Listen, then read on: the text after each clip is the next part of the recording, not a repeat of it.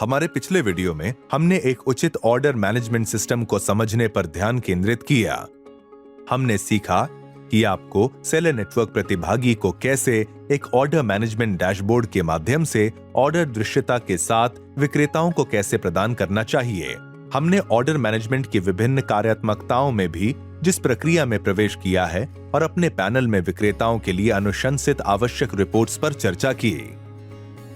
इस वीडियो में हम विक्रेता रद्दीकरण को प्रबंधित करने और कुछ संचालन प्रक्रियाओं को अपनाने के बारे में समझेंगे ताकि रद्दीकरण को कम कर सकें।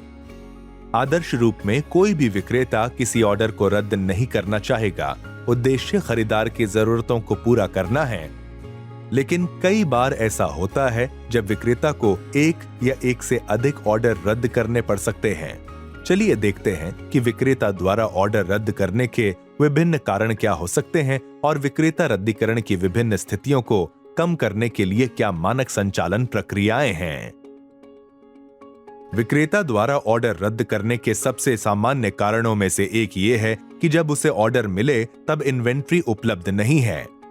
इसके कई कारण हो सकते हैं, जैसे कि इन्वेंट्री अपडेट ना होना, उत्पाद की समय सीमा समाप्त होना या अन्य चैनलों में इन्वेंट्री बिक जाना। ये विक्रेता के लिए मानक संचालन प्रक्रिया का मुद्दा है। विक्रेता को मानक संचालन प्रक्रिया का पालन करने के लिए प्रशिक्षण की आवश्यकता होगी। चलिए दोनों तत्काल और गैर तत्काल उत्पाद डिस्पैच श्रेणियों के लिए मानक संचालन प्रक्रियाओं को जानें। परिधान की तरह एक गैर तात्कालिक श्रेणी के लिए स्टॉक आउट के प्रबंधन के लिए एक मानक संचालन प्रक्रिया कुछ इस तरह से होगी। विक्रेता नियमित आवृत्ति पर पैनल से इन्वेंट्री स्थिति रिपोर्ट डाउनलोड करते रहते हैं। यहाँ आपको विक्रेता नेटवर्क प्रतिभागी को कॉलम पहले से भरना होगा और उन्हें विक्रेता पैनल से विक्रेता को उपलब्ध कराना होगा। यहाँ एक नमूना इन्वेंट्री स्वास्थ्य स्थिति रिपोर्ट है।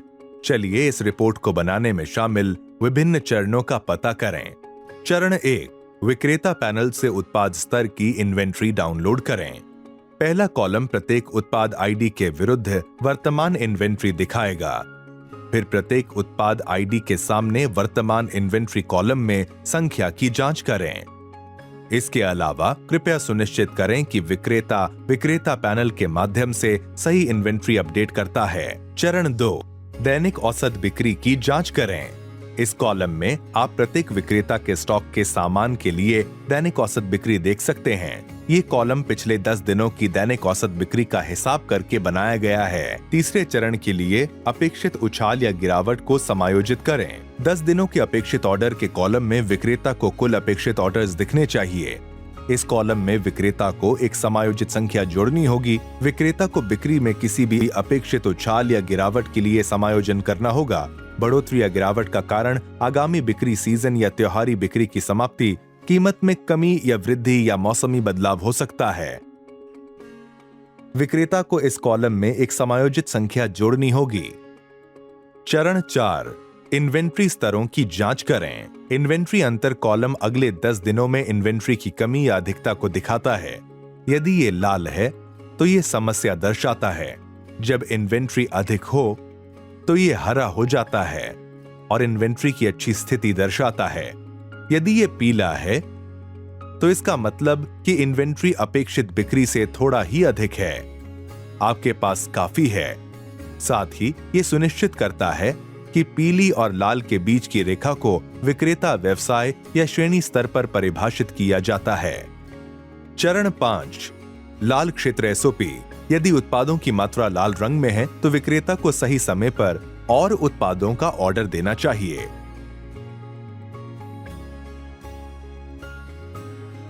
चरण 6, पीला क्षेत्र एसओपी। यदि उत्पाद पीले रंग में है तो आपको उत्पाद स्तर पर जोखिम का अनुमान करना और चुनना होगा कि बिक्री में अपेक्षित परिवर्तनशीलता के आधार पर आपको अधिक ऑर्डर करना चाहिए या नहीं। यदि आप नियमित अंतराल पर इस सुझाए गए एसओपी का पालन करें तो ये सुनिश्चित करेगा कि अनियोजित स्टॉक खत्म होने के कारण विक्रेता द्वारा कम या बिल्कुल भी रद्दीकरण न हो।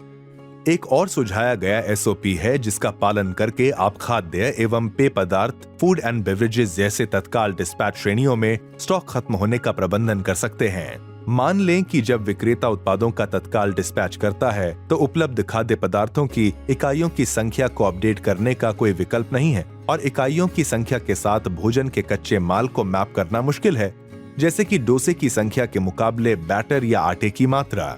फिर भी इन श्रेणियों के पास विक्रेता पैनल में बिक्री के लिए उपलब्ध या उपलब्ध नहीं उत्पादों को चिन्हित करने का विकल्प होना चाहिए। ये महत्वपूर्ण है कि जैसे ही किसी उत्पाद की कच्ची सामग्री खत्म हो जाती है, इन्वेंट्री पैनल का प्रबंधन करने वाले व्यक्ति के पास समय पर जानकारी पहुंच जानी चाहिए, जैसे कि खाद्य एवं पेय पदार्थ श्रेणी के लिए रसोई से। पैनल का प्रबंधन करने वाले व्यक्ति के लिए निम्न चरणों का पालन करना महत्वपूर्ण है।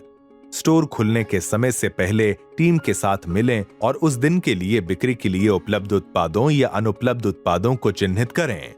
जैसे ही खुले समय के दौरान SKU के उपलब्ध नहीं होने की सूचना मिले तो आप उत्पाद को तुरंत उपलब्ध नहीं चिन्हित करें।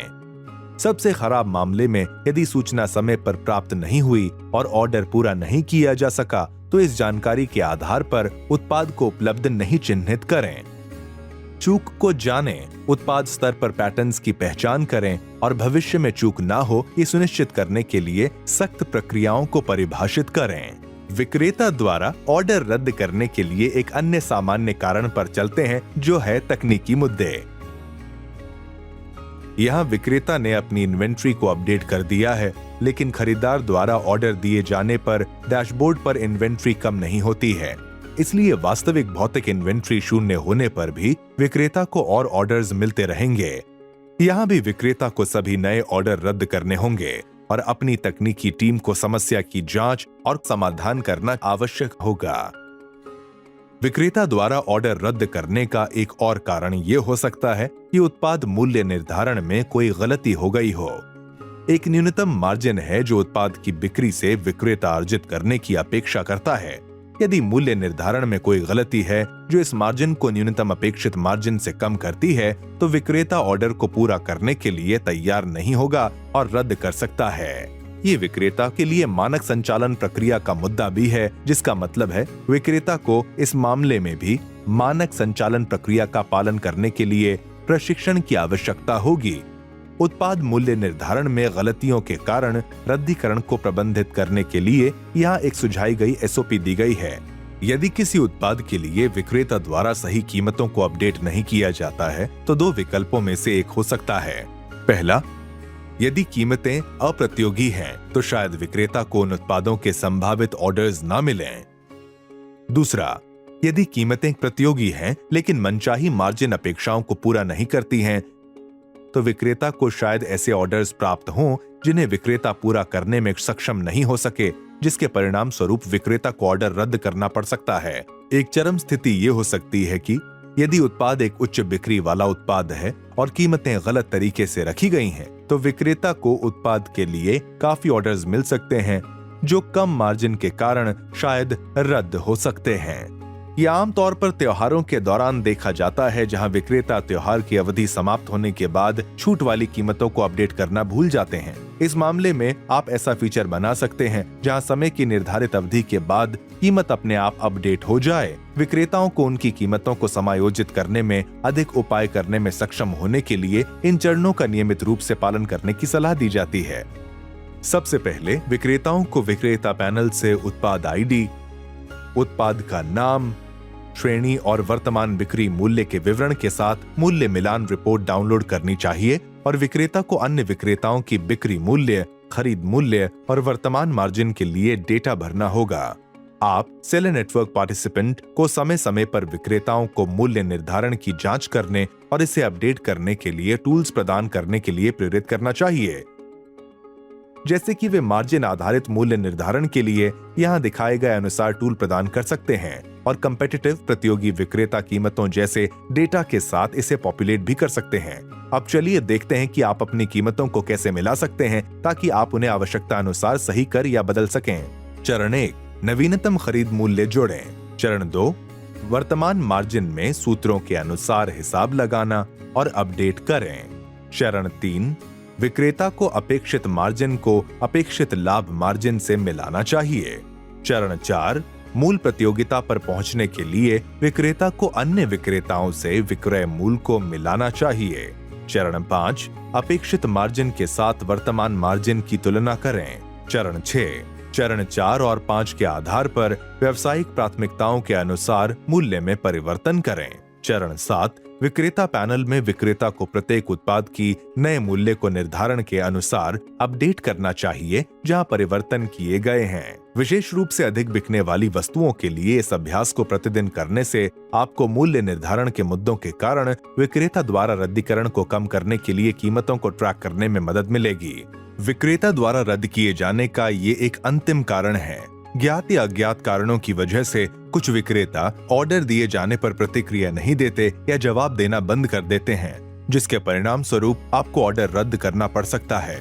ये आपके लिए समस्या है क्योंकि ये पूरी तरह से सेलर के इरादे का मुद्दा है और इसे ठीक करने का दिशा निर्देश केवल विक्रेता को चेतावनी देना है, उसके बाद सुधार के लिए समय देना है और यदि विक्रेता इसी तरह का व्यवहार करना जारी रखता है तो विक्रेता को निष्क्रिय कर देना है। कुल मिलाकर आपको सुनिश्चित करना चाहिए कि विक्रेता इन्वेंट्री स्थिति और मूल्य रिपोर्ट डाउनलोड कर सकते हैं। सेलर पैनल में संबंधित फील्ड्स के साथ रिपोर्ट्स दी जाती है। विक्रेताओं को इन रिपोर्ट्स को बनाने और पढ़ने के लिए प्रशिक्षित किया जाता है। इन्वेंट्री रिपोर्ट बनाने के लिए दिशा निर्देश उपलब्ध कराए गए हैं। इस अभ्यास का नियमित पालन विशेष रूप से अधिक बिकने वाली वस्तुओं के लिए मूल्य निर्धारण के मुद्दों के कारण विक्रेता द्वारा रद्दीकरण को कम किया जाएगा। ये भी ध्यान दें कि विक्रेता रद्द करने की घटनाओं में धन वापसी ई-कॉमर्स नियमों द्वारा नियंत्रित होती है और कंज्यूमर प्रोटेक्शन एक्ट के तहत कीमतों में हेरफेर की अनुमति नहीं है। आप इसके बारे में ओएनडीसी नेटवर्क के बिजनेस नियमों के अध्याय 2 में पढ़ सकते हैं। अधिक जानने के लिए इस क्यूआर कोड को स्कैन करें। अलग अलग विक्रेता ऑर्डर रद्द को संबंधित करने के लिए दिशा निर्देशों का पालन करते समय आपको ये सुनिश्चित करना होगा कि विक्रेता प्रदर्शन कर रहे हैं। मैट्रिक्स की मदद से उनके प्रदर्शन को मापना महत्वपूर्ण है। ट्रैक करने वाला पहला मैट्रिक विक्रेता रद्दीकरण दर है। इसे ट्रैक क्यों करें? इससे आपको ग्राहकों द्वारा रद्दीकरण की दर को ट्रैक करने में सहायता मिलती है। इस दर की गणना कैसे करें? बस विक्रेता द्वारा रद्द किए गए ऑर्डर की संख्या को विक्रेता द्वारा पुष्टि किए गए कुल ऑर्डर से विभाजित करें और इसे 100 से गुणा करें। दूसरा मैट्रिक, विक्रेता रद्दीकरण के X% से अधिक वाले विक्रेताओं का प्रतिशत। इससे आपको विक्रेताओं की गुणवत्ता मापने में मदद मिलेगी। इस मैट्रिक विभाजन का हिसाब करने के लिए कुल विक्रेताओं द्वारा ऑर्डर रद्द करने के X% से अधिक वाले विक्रेताओं के प्रतिशत को 100 से गुणा करके विभाजित किया जाता है। कृपया ध्यान दें कि विक्रेता रद्दीकरण मामलों में रिफंड ई-कॉमर्स नियमों द्वारा नियंत्रित होता है। साथ ही कंज्यूमर प्रोटेक्शन रूल्स 2020 के तहत कीमत में हेरफेर करने की अनुमति नहीं है। अधिक जानने के लिए इस क्यूआर कोड को स्कैन करें। चलिए इस वीडियो में हमने जो कुछ सीखा है उसे संक्षेप में बताएं। हमने विक्रेता द्वारा ऑर्डर रद्द करने के विभिन्न कारणों के साथ साथ विक्रेता द्वारा ऑर्डर रद्द करने का एक व्यापक अवलोकन शामिल किया है। हमने ऐसी स्थितियों को प्रभावी ढंग से संभालने के लिए डिजाइन की गई मानक संचालन प्रक्रियाओं पर भी ध्यान दिया, ये सुनिश्चित करते हुए कि आपके साथ जुड़े विक्रेता ऑर्डर को कुशलतापूर्वक प्रबंधित करना जारी रखते हैं। आगे आने वाली वीडियो में हम सीखेंगे जब रद्दीकरण खरीदार की ओर से शुरू किए जाते हैं तो उसे कैसे प्रबंधित करें, ऐसा क्यों होता है और आप तुरंत सही कार्रवाई शुरू करके उन्हें कैसे नियंत्रित कर सकते हैं। इसके बारे में अधिक जानने के लिए खरीदार ऑर्डर रद्द प्रबंधन पर वीडियो देखें।